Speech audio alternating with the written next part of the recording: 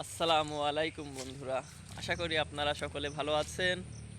যে যেখান থেকে দেখছেন আমার এই ভিডিও, সবাইকে জানাই আন্তরিক অভিনন্দন ও শুভেচ্ছা। সকলকে জানাই শুভ সকাল। আসলে আজকে 6 দিন যাবৎ খুবই বৃষ্টি হচ্ছে। আপনাদেরকে দেখানোর চেষ্টা করছি। বৃষ্টি চতুর্দিকে পানিতে টয়টম্বর হয়ে গেছে এবং মাঠঘাট সবই পানিতে ভরপুর।